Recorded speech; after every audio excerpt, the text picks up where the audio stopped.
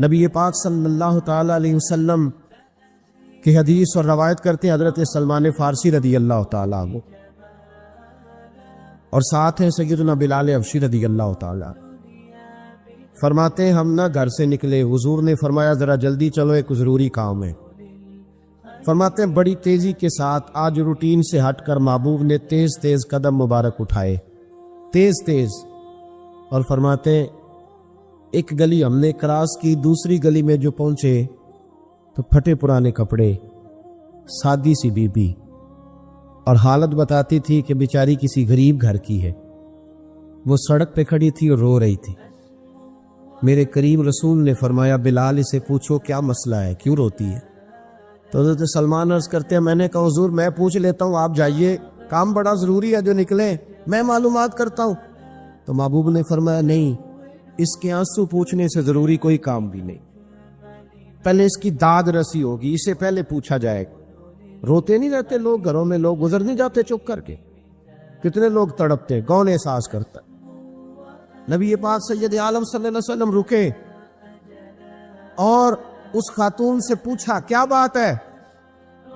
اس نے کہا کہ بات کوئی بھی نہیں، میرا ایک ہی موٹا سا مسئلہ ہے۔ کہا وہ کیا؟ کہنے لگی میں غریب ہوں، اور غریبی بذات خود بہت بڑا گناہ ہوتی، لوگ بڑا جرم سمجھتے ہیں اس کو بذات خود۔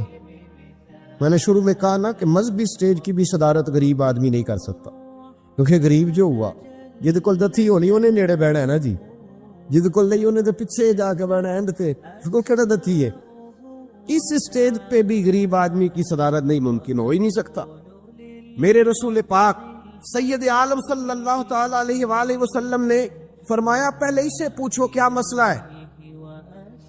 وہ کہنے لگی میں غریب ہوں، بوڑھی ہو گئی ہوں، ساری زندگی غلامی میں گزاری ہے، تیل لینے آئی تھی 5 دینار کا، بوتل میں تیل بھروایا ہے، اور اب بوڑھی ہوں نا تو کمر درد کرتی ہے، پیر پیچھے موڑا ہے تو میں گری ہوں، تیل زمین پی گئی ہے، اب زمین تو واپس نہیں کرتی، لیکن واپس جاؤں گی تو ایک یہودی عورت کی ملازمہ ہوں، وہ درے سے مارے گی، کھال ادھیڑ دے گی، میں بڑی پریشان ہوں، اب نہیں مار کھائی جاتی، ہڈیاں بوڑھی ہیں، قربان جاؤں۔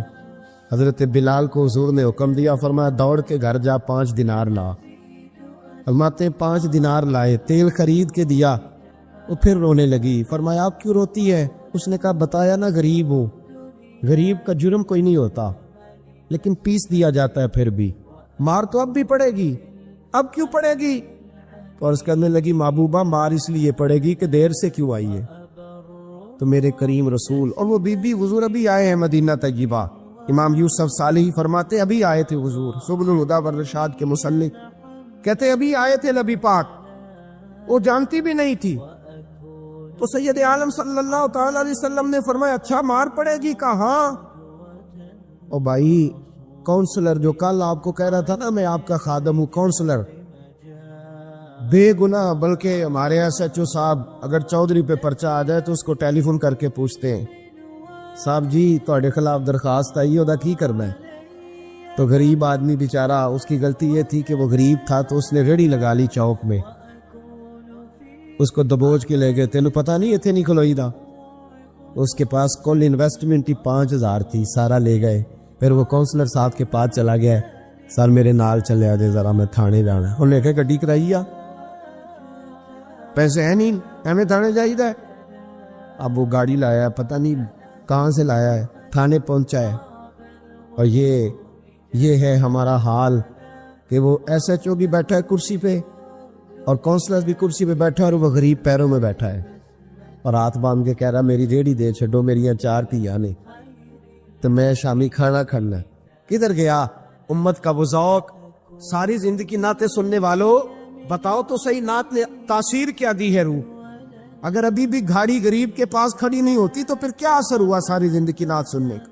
میرے مصطفیٰ کریم سید عالم صلی اللہ تعالی علیہ وسلم نے فرمایا اس خاتون سے، یہاں کونسلر ساتھ نہیں جاتا، کہتا کر لیا ٹیلی فون، سویرے 9 بجے پہنچ جانا، پر کائنات کی سب سے معزز شخصیت حضرت سیدنا بلال حبشی رضی اللہ تعالیٰ عنہ فرماتے ہیں میرے نبی پاک نے فرمایا بی بی چل میں تیرے ساتھ چلتا ہوں۔ گویا اللہ کی ساری رحمتیں اس کے ساتھ ساتھ چلنے لگی. اور آگے آگے نہیں، ساری کتابیں پڑھ لو.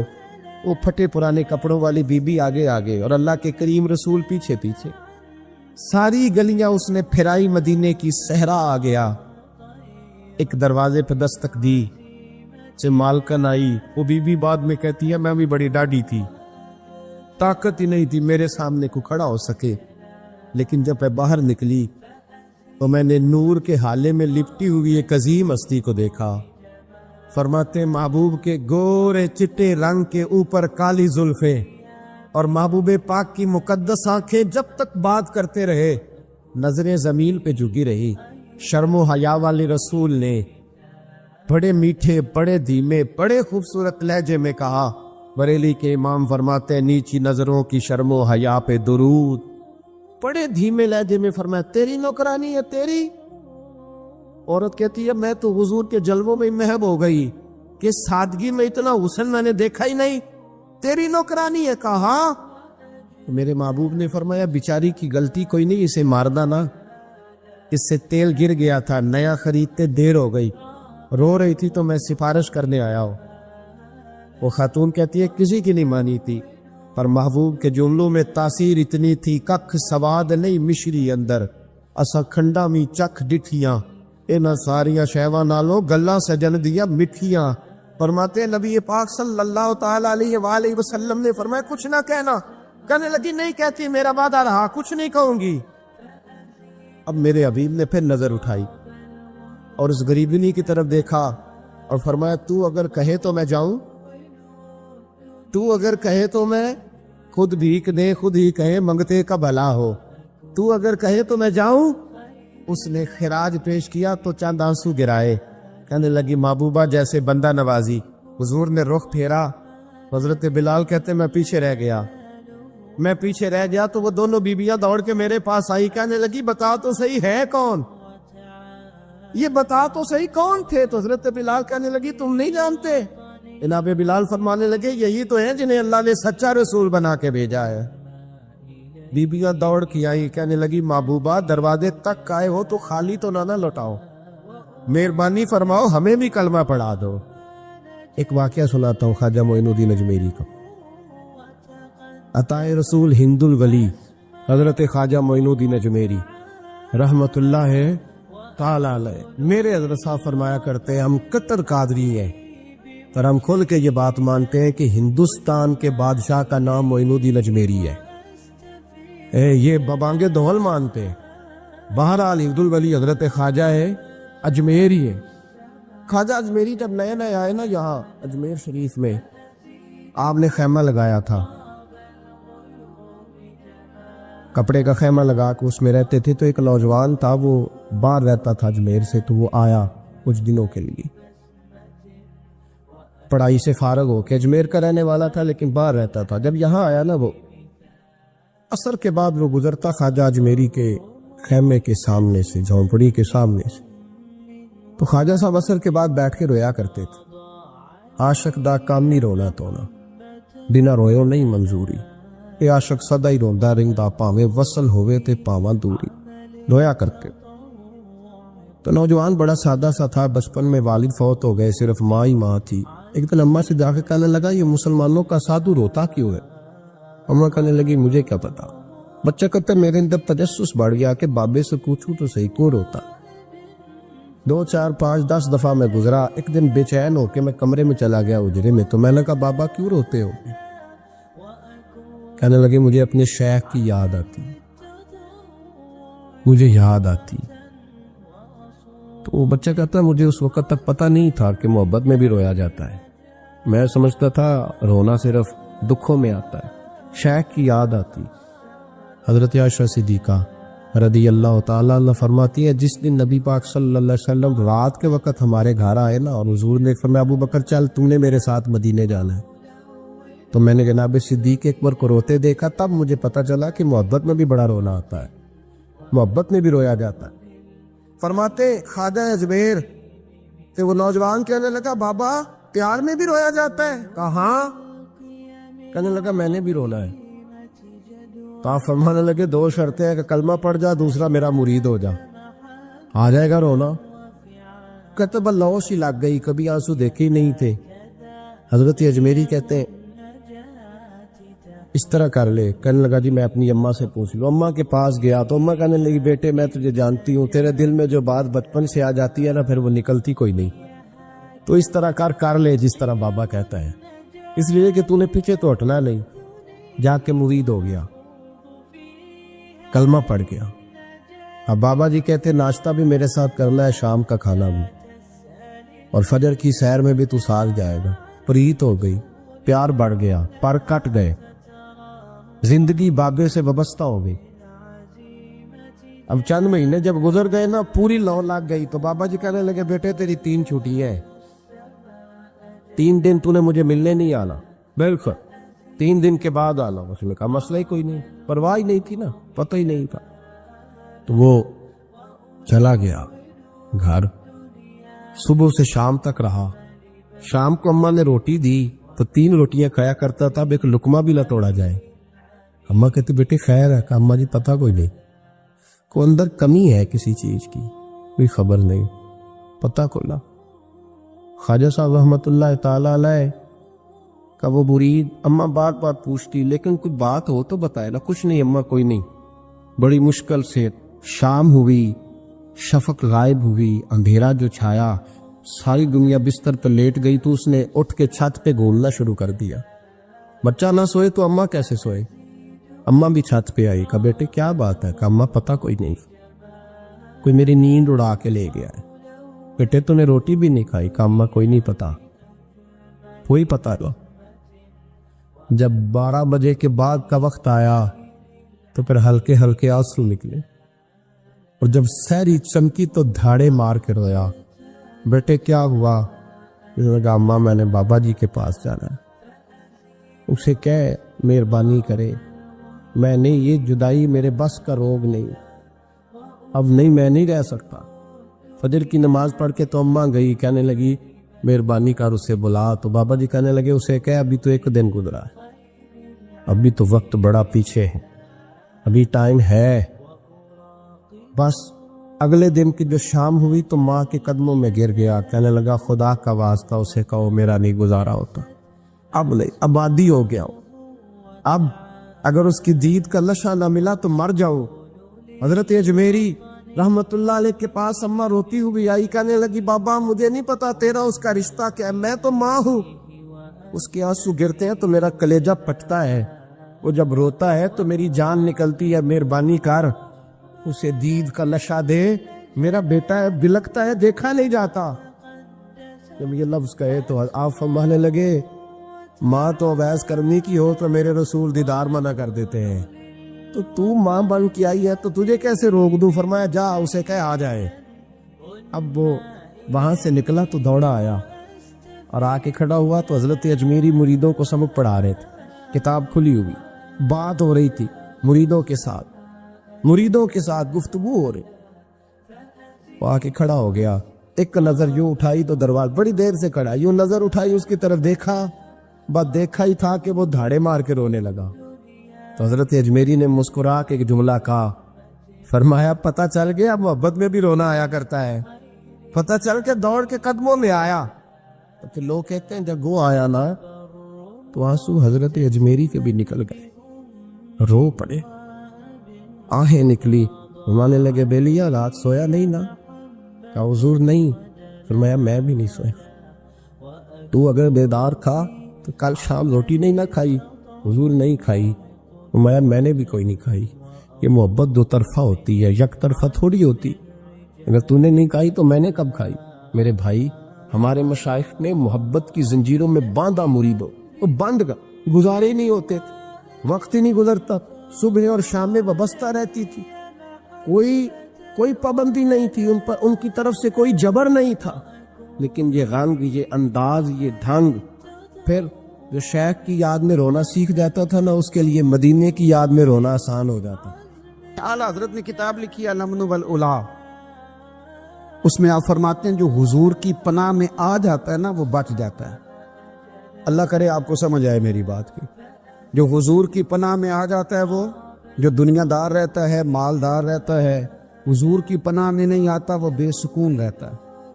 فرماتے ہیں یہاں دنیا میں بھی حضور کی پناہ میں آ جاؤ، آج لے ان کی پناہ۔ اور آج دلیل آپ نے ابن ماجہ کی حدیث لکھی ہے، حضرت تمیم داری حدیث کے راوی ہیں، اعلیٰ حضرت نے لکھی ہے، فرماتے ہیں جو حضور کی پناہ میں آیا بچ گیا۔ دلیل دیتے ہیں، فرمایا انسان جانور بھی آتے تھے تو بچ جاتے۔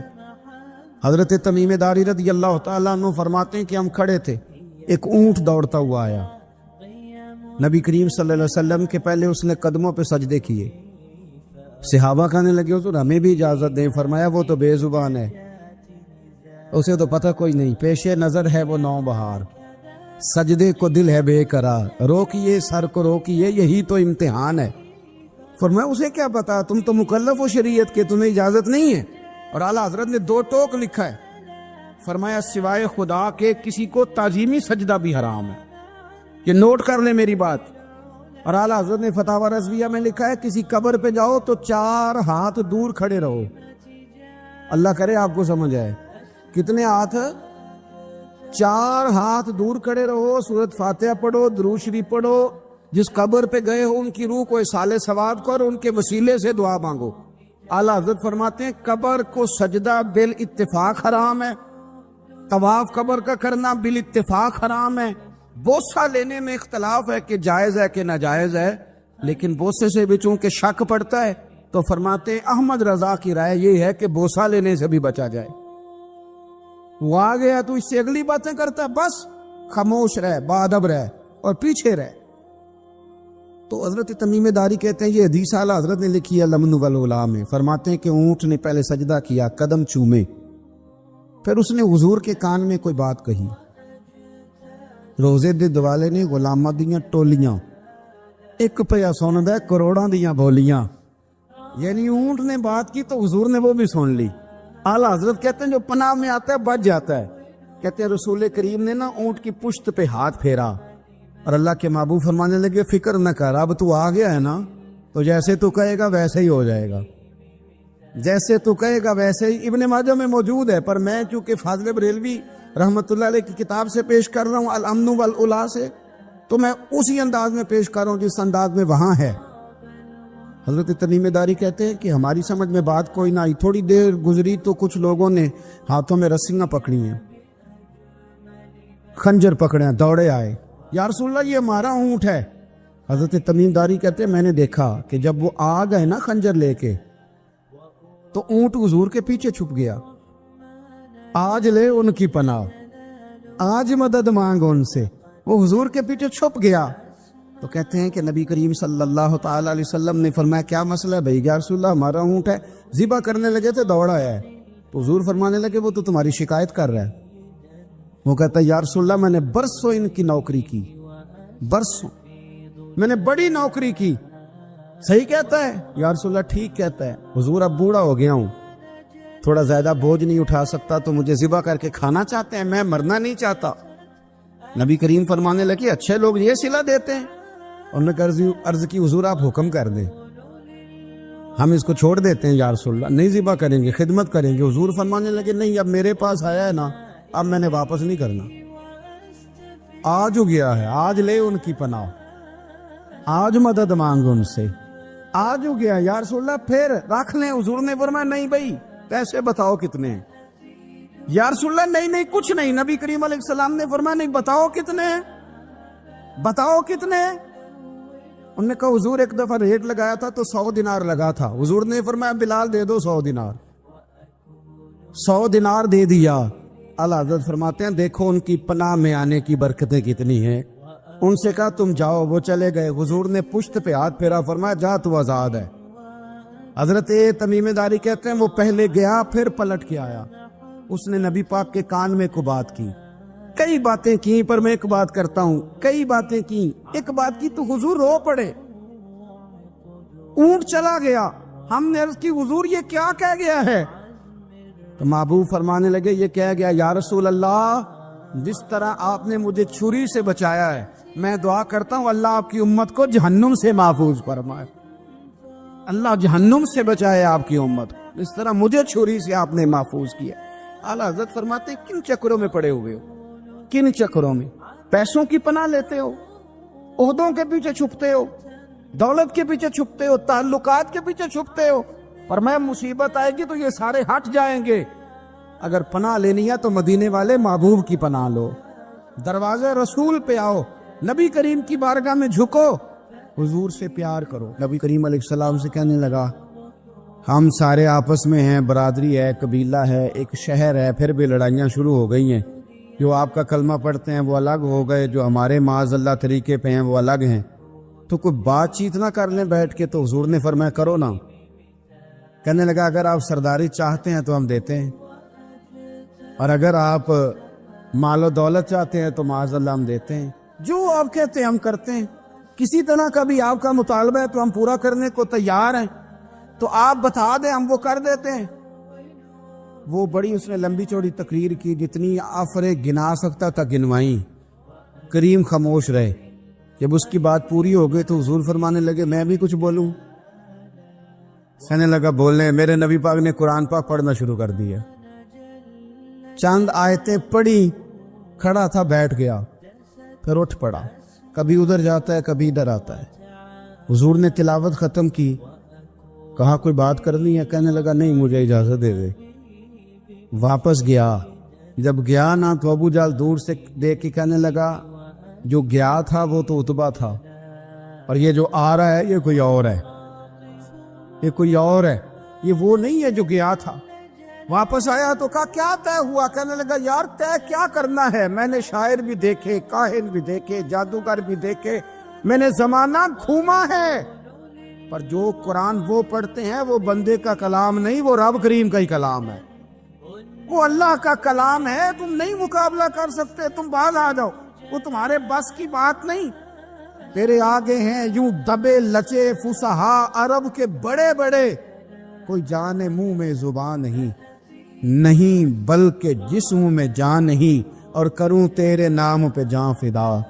न बस एक जान दो जहां फिदा, मेरा दो जहां से भी नहीं जी भरा, मैं करूं क्या करोड़ों जहां नहीं। तो फैल बिन अमर दोसी मक्का शरीफ आए तजारत के लिए, पहले भी आया करते थे। कहते हैं मैं बेहतरीन शायर था, मक्के आया, सामान बेचता था, कुछ खरीद के ले जाता था। अबू जाल मुझे कहने लगा, तू हमारा दोस्त है, पुराना सज्जन है, तेरा आना जाना है, और तुझे यहाँ इस शहर में चूंकि तू हमारा मेहमान है तो हर बात से आगाह करना हमारा जिम्मेदारी है। यहाँ एक शख्स है मोहम्मद इब्ने अब्दुल्ला, मोहम्मद इब्ने अब्दुल्ला सल्लल्लाहु अलैहि वसल्लम ऐलान नबूवत करते हैं, और माज़अल्लाह शायर हैं, जादूगर हैं, उनकी तूने बात नहीं सुननी। कहता, मैंने कहा मुझे क्या जरूरत है, मैंने चंद हफ्ते ठहरना है, माल बेचना है, कुछ खरीदना, चले जाना है, मुझे क्या जरूरत है। कहा, अच्छा मैं नहीं सुनूंगा बात। कहता, मुझे नजर आए कई दफा हुजूर, और जहां हुजूर होते थे मैं करीब ही नहीं जाता था। कहते हैं एक दिन ना हरम शरीफ में सादे से कपड़े और पाँव में सोने जूते और सर पे यूं इमामा के जैसे फरिश्ते भी झुक झुक के जियारत करते हैं। कहते हैं कि नूर भरे कैफियात हुजूर तशरीफ लाए, और तशरीफ ला के रसूल कायनात अलैहिस्सलाम हरम काबा के साथ टेक लगा के बैठ गए। सर से लेकर पाँव तक तनवीर ही तनवीर है। हुजूर तशरीफ फरमा हुए, कुरान पाक पढ़ने लगे। मैं जब हुजूर के करीब से गुजरता था तो कानों में रुई दे के गुजरता था, पर तुफैल कहते हैं आज ना थोड़ी सी आवाज मेरे कानों में गई, कुरान पढ़ा महबूब ने। और वैसे भी क्या कमाल होगा जब यासीन वाले नबी खुद यासीन पढ़ते हों, जब ताहा वाले नबी अपनी जुबान से ताहा की तिलावत करते, वद्दुहा वल्लैली इज़ा सजा जिनके बारे में आया जब वो तिलावत करते हो, अलम नशरह लक सदरक जिनके सीने की तारीफ अल्लाह ने की, जब वो इन आयतों की तिलावत करते होंगे तो क्या शान होगी।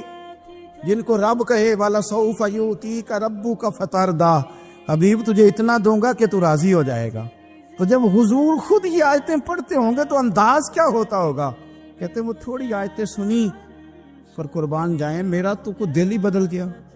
मैं बड़ा बेहतरीन शायर था, लफ्जों के तराशे मुझे खूब आते थे, अल्फाज के बामोदर से मैं आगाह था, अच्छा अदब मैं जानता था, पर मैंने कहा ये कलाम, ये अंदाज, لو انزلنا هذا القرآن على جبل لرأيته خاشعا متصدعا من خشیۃ اللہ، یہ انداز پتھروں پہاڑوں پہ جائے تو وہ ریزہ ریزہ ہو جائیں۔ کہتے ہیں تھوڑا سا پڑا قریب نے اور پھر نظریں جھکائے ہوئے حضور اپنے گھر گئے۔ سرکار چلے تو میں پیچھے پیچھے، حضور گھر میں چلے گئے تو میں نے دروازے پہ دستک دی، باہر آئے، سلام لی۔ میں نے کہا محبوبہ وہ جو آپ پڑھ رہے تھے تھوڑا اور نہیں سنا دیتے، تھوڑا اور نہیں تلاوت کر دیتے؟ کہتے ہیں رسول پاک نے نا پھر قرآن پڑھنا شروع کیا۔ میں کبھی بیٹھتا تھا کبھی اٹھتا تھا، جب حضور نے تلاوت مکمل کی تو میں نے آگے بڑھ کے ید اللہ والا ہاتھ تھاما اور دست مبارک پکڑ کے کہا سونیا، یہ مجھے کہتے تھے نہ سننا، میں نے زمانہ دیکھا ہے، میں کوئی عام آدمی نہیں، میں سردار ہوں، میں نے دنیا دیکھی ہے، مجھے قسم ہے جو آپ کی زبان سے نکل رہا ہے وہ بشر کا کلام نہیں، آپ مجھے کلمہ پڑھائے میں مسلمان ہونا چاہ کر۔ بڑے بڑے کفل ٹوٹے۔ حضرت عمر بھی آئے تو آئے قرآن کی تاثیر کی برکت سے۔ حضرت صدیق اکبر نہ اپنے گھر کے سین میں بیٹھ کے قرآن پاک پڑھتے تھے تو رویا کرتے تھے، روتے تھے۔ مکے کے کچھ سردار کٹھے ہو کے نبی کریم کی بارگاہ میں گئے، کہنے لگے ایک تو صدیق اکبر کو منع کریں کہ قرآن اونچا نہ پڑھا کرے، اور اگر اونچا پڑھنا ہے تو پھر ان سے کہیں پڑھ کے رویا نہ کرے۔ حضور نے فرمایا اپنے گھر میں بیٹھ کے پڑھتا ہے روتا ہے، تمہیں کیا ہے؟ یا رسول اللہ، یہ ابو بکر صدیق جب قرآن پاک کی تلاوت کر کے روتے ہیں نا تو ہماری بچیاں بھی رونے لگتی ہیں، ہماری عورتیں گھر کا کام کاج چھوڑ کے تو صدیق اکبر کے دروازے پہ کھڑی ہو کے روتی رہتی۔ حضور ان سے کہیں یہ قرآن سے جو شغف ہے ان کا، کہاں گئے مسلمان جو قرآن پڑھنے والے تھے، کدھر گئے؟ سارا کچھ ہی ہمارا موبائل لے گیا۔ میں کس طرح یہ بات بیان کروں کہ کچھ لوگوں نے رمضان میں بھی قرآن پاک ایک بھی ختم نہیں کیا، رمضان شریف میں بھی ایک قرآن پاک کی توفیق نہیں ہوئی، لے گیا سارا کچھ ہماری خوش گپیاں۔ کمال ہو گئی، ہم نے سوچا ہی نہیں، فکر ہی نہیں کی۔ سنگیوں واپس آؤ، قرآن پاک سے پیار کرو، قرآن پاک سے محبت کرو، قرآن کی تعلیم حاصل کرو۔ لوگ کہتے ہیں میں بوڑھا ہو گیا ہوں، زبان موٹی ہو گئی ہے، قرآن کیسے سیکھوں؟ 38.5 سال کی عمر میں کلمہ پڑھا حضرت صدیق اکبر نے۔ کچھ صحابہ ان سے بھی عمر میں زیادہ تھے، تو بڑی عمر میں دین سیکھا کہ چھوٹی عمر میں سیکھا؟ ہمیں کیا ہو گیا ہے؟ قرآن پاک کی طرف توجہ کرو۔ میرے نبی پاک علیہ السلام نے فرمایا اس قرآن کی برکت سے اللہ قوموں کو عروج عطا کرے گا، اس کی برکت سے ہی قوموں کو زوال ہوگا۔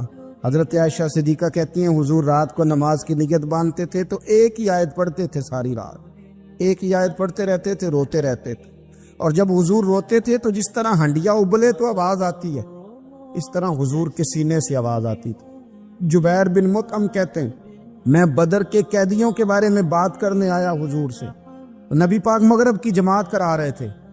جب میں مدینے پہنچا تو مسجد نبوی کے باہر کھڑے ہو کے میں نے حضور کی تلاوت سنی۔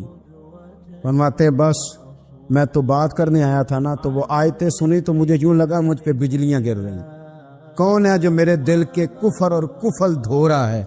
بس قرآن سنتا گیا اور رب مجھے ایمان کی توفیق عطا فرماتا گیا، میں نے کلمہ پڑھ لیا، مسلمان۔ قرآن ہی ہمارے ہر مسئلے کا حل ہے۔ میں کیا کروں؟ قرآن پڑھتے ہیں ہمارے ہاں پر قبروں پہ پڑھا جاتا ہے، پر ختموں پہ۔ کیا قرآن پاک کا یہ حق نہیں تھا کہ وہ شادی والے دن بھی پڑھا جاتا؟ کیا قرآن پاک کا یہ حق نہیں تھا کہ وہ اسمبلی میں بھی پڑھا جاتا؟ قرآن پاک نہ شکایت کر رہا ہے، شکایت کرتا ہے کہ ان لوگوں نے نا مجھے ختموں پہ پڑھا ہے، اسمبلی میں نہیں پڑھا۔ وزیر اعظم کے خطاب سے پہلے تلاوت ہوتی ہے تو یہ تلاوت کے بعد یہ اعلان کیوں نہیں کرتے کہ ہم کریں گے وہ جو قرآن کہے گا؟ صدر کے خطاب سے پہلے تلاوت کراتے ہو تو یہ کیوں نہیں کہتے کہ اب ہوگا وہ جو قرآن کہہ رہا ہے؟ اسمبلی کا اجلاس تلاوت قرآن پاک سے شروع کرتے ہو تو یہ بھی تو کہو نا قرآن کے مطابق فیصلے ہوں گے۔ عدالتوں میں قسمیں اٹھانے کے لیے قرآن رہ گیا ہے، اس پہ ہاتھ رکھ کے کہو جو کہوں گا سچ کہوں گا۔ آج کے بعد وکیل بھی ہاتھ رکھے نا قرآن پاک پہ، جج بھی ہاتھ رکھے قرآن پاک پہ، گواہ بھی رکھے، ملزم بھی رکھے، اور مدعی بھی بتائے کہ اس نے پرچہ صحیح درج کرایا ہے، اس نے صحیح درج کرایا ہے، نام صحیح لکھوائے، اور یہ سارے بتائیں جج سے لے کر ملزم تک کہ ہم فیصلہ وہ کریں گے جو قرآن پاک نے ہمیں کہا ہے۔ صرف قسموں کے لیے رہ گیا ہے؟ 2 صورتیں پڑھنی نہیں آتی اور تم بیچ میں قرآن پاک کو لا کے قسمیں اٹھاتے ہو۔ وہ تاجر جو دکان شروع کرنے سے پہلے تلاوت کراتا ہے، کس لیے کراتا ہے؟ کہ میں تجارت قرآن پاک کے مطابق کراؤں گا، اس لیے کراتا ہے۔ وہ تو کہتا ہے ذرا دکان سے ہی چلے، ذرا برکت آ جائے۔ برکت نری تلاوت کرانے سے نہیں آئے گی، قرآن کے مطابق تجارت کر، پھر زیادہ برکت آئے گی۔ نبی پاک صلی اللہ تعالی علیہ وسلم کی حدیث اور روایت کرتے ہیں حضرت سلمان فارسی رضی اللہ تعالیٰ عنہ، اور ساتھ ہیں سیدنا بلال حبشی رضی اللہ تعالیٰ۔ فرماتے ہیں ہم نہ گھر سے نکلے، حضور نے فرمایا ذرا جلدی چلو، ایک ضروری کام ہے۔ فرماتے ہیں بڑی تیزی کے ساتھ آج روٹین سے ہٹ کر محبوب نے تیز تیز قدم مبارک اٹھائے، تیز تیز، اور فرماتے ہیں ایک گلی ہم نے کراس کی، دوسری گلی میں جو پہنچے تو پھٹے پرانے کپڑے، سادی سی بی بی، اور حالت بتاتی تھی کہ بیچاری کسی غریب گھر کی ہے۔ وہ سڑک پہ کھڑی تھی اور رو رہی تھی۔ میرے کریم رسول نے فرمایا بلال اسے پوچھو کیا مسئلہ ہے، کیوں روتی ہے؟ تو حضرت سلمان عرض کرتے ہیں میں نے کہا حضور میں پوچھ لیتا ہوں، آپ جائیے، کام بڑا ضروری ہے جو نکلے، میں معلومات کرتا ہوں۔ تو محبوب نے فرمایا نہیں، اس کے آنسو پوچھنے سے ضروری کوئی کام بھی نہیں، پہلے اس کی داد رسی ہوگی، اسے پہلے پوچھا جائے گا۔ روتے نہیں رہتے لوگ گھروں میں، لوگ گزر نہیں جاتے چپ کر کے، کتنے لوگ تڑپتے، کون احساس کرتا ہے؟ نبی پاک سید عالم صلی اللہ علیہ وسلم رکے اور اس خاتون سے پوچھا کیا بات ہے؟ اس نے کہا کہ بات کوئی بھی نہیں، میرا ایک ہی موٹا سا مسئلہ ہے۔ کہا وہ کیا؟ کہنے لگی میں غریب ہوں، اور غریبی بذات خود بہت بڑا گناہ ہوتی، لوگ بڑا جرم سمجھتے ہیں اس کو بذات خود۔ میں نے شروع میں کہا نا کہ مذہبی سٹیج کی بھی صدارت غریب آدمی نہیں کر سکتا، کیونکہ غریب جو ہوا جد کول دتھی ہونی انہیں نیڑے بیٹھنا ہے نا جی، جد کول نہیں انہیں تو پیچھے جا کے بیٹھنا ہے، اینڈ تے اس کو کہنا دتھی ہے۔ اس سٹیج پہ بھی غریب آدمی کی صدارت نہیں ممکن ہو ہی نہیں سکتا۔ میرے رسول پاک سید عالم صلی اللہ تعالی علیہ وآلہ وسلم نے فرمایا پہلے اسے پوچھو کیا مسئلہ ہے۔ وہ کہنے لگی میں غریب ہوں، بوڑھی ہو گئی ہوں، ساری زندگی غلامی میں گزاری ہے، تیل لینے آئی تھی 5 دینار کا، بوتل میں تیل بھروایا ہے، اور اب بوڑھی ہوں نا تو کمر درد کرتی ہے، پیر پیچھے موڑا ہے تو میں گری ہوں، تیل زمین پی گئی ہے، اب زمین تو واپس نہیں کرتی، لیکن واپس جاؤں گی تو ایک یہودی عورت کی ملازمہ ہوں، وہ درے سے مارے گی، کھال ادھیڑ دے گی، میں بڑی پریشان ہوں، اب نہیں مار کھائی جاتی، ہڈیاں بوڑھی ہیں، قربان جاؤں۔ حضرت بلال کو حضور نے حکم دیا، فرمایا دوڑ کے گھر جا 5 دینار لا۔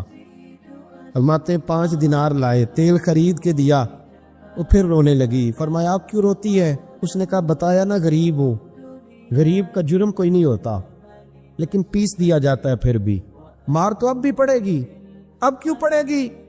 تو عرض کرنے لگی محبوبہ مار اس لیے پڑے گی کہ دیر سے کیوں آئی ہے۔